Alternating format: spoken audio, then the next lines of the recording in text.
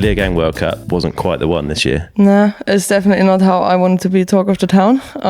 And I've kind of wanted to break the Leogang, how do you say it? Fluch.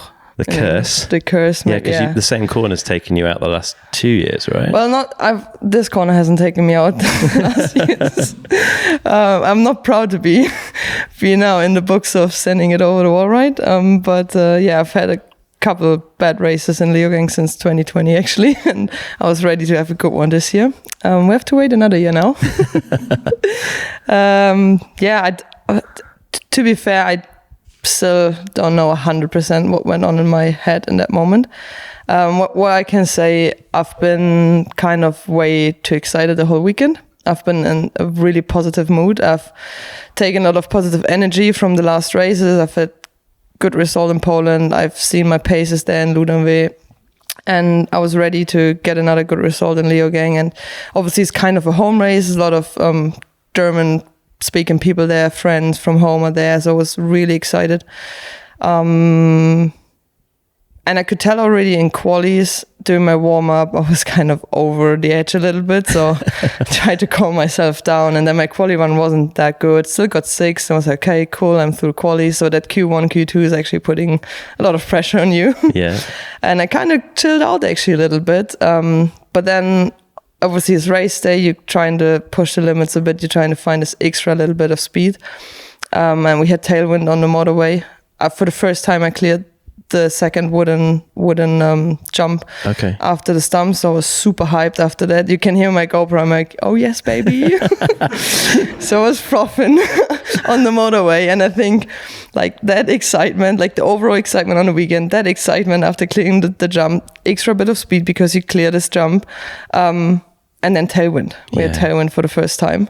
So I think all these little bits just sent me way too far on that jump. And to be fair, in my head, I watched on my GoPro and I was always like, you're landing so short just before the wall, right? It's only one more bike length and then you're going to clear it and it's going to be a sick clip. To be fair, that was in the back of my head a little bit. I did not intend to pull it like I pulled it. The whole way to the wall ride, right? Well, yeah, I don't know. That's where my head just kind of didn't work anymore. I was just like, in my head was, okay, I squash it a little bit less and then a little bit further and then I just ride a berm and it's going to be cool, sick, easy, done. But I think, well, don't know, just didn't squash it enough. Tailwind coming in very quick. And then I was already in the air thinking like, oh my God, that's going way too far. So I kind of tried to dip my shoulder a bit to get to the inside because my fear was like I'm landing and shooting over the berm because I can't make the turn. Yeah. So I thought like, okay, ride the berm as low as possible.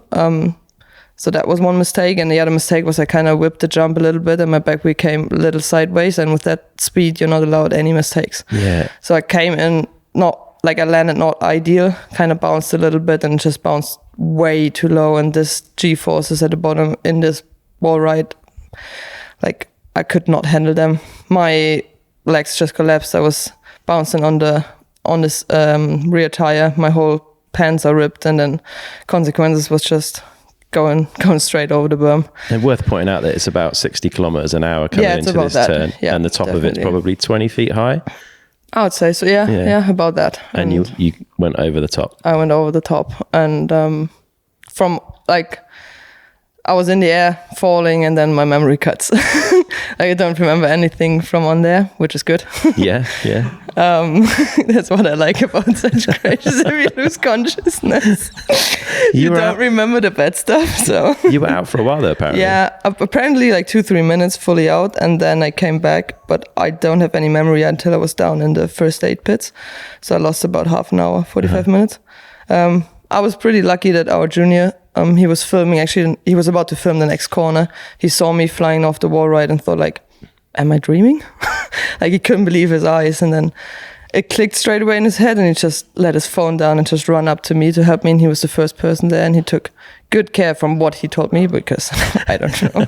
But from what he told me, he took good care of me. Well, it seemed like when I got back, like when I got my consciousness back and I acted completely normal, took my helmet off, was walking around, was like pretty emotional, fuming that I crashed, frustrated, then crying, then being frustrated I can't potty tonight. I actually said that. Steve mentioned it to me. I said it about 3 times.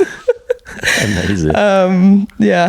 And then we went to hospital just to get some scans, because I actually thought I broke my ribs. I've never done anything to my torso yet, so I didn't know how it feels, but ribs seem to be fine. The lower back started hurting a bit later quite a lot, and it's still pretty painful, and there might be a little fracture on one of the L3 vertebra, not on the core, but on the, how's it called? I know what you mean. Transverse process or something. Transverse process, that's the word. But she wasn't really sure. You couldn't tell on the X-rays, and she said I need an MRI or a CT scan later, so I'm going to do this that week. But it wouldn't affect therapy anyways. I just have to sit it out now. But yeah, I'm feeling pretty good. My head is fine, so I'm really lucky about that. I mean, it's been a good knock to the head, and obviously with losing consciousness, it's definitely a concussion. Yeah.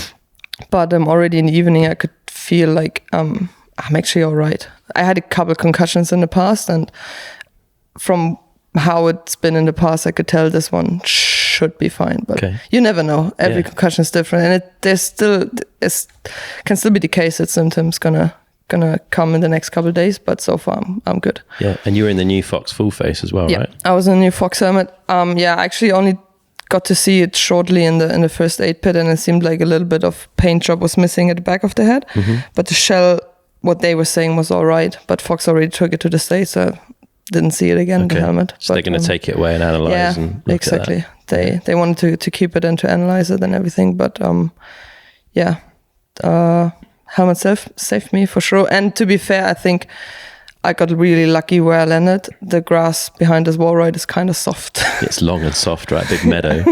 Felix, our junior, was saying I was laying in all the bog from the cows. Nice. It's like, oh, sweet. If that's saving my life, I'm fine with that. That'll do. Yeah, I'll take it. Yeah, absolutely. So, I don't know if there would have been any whatever root, rock, or something hard. Definitely would have been way worse. Wow. Well, on behalf of the fans of the sport, we're glad you're okay.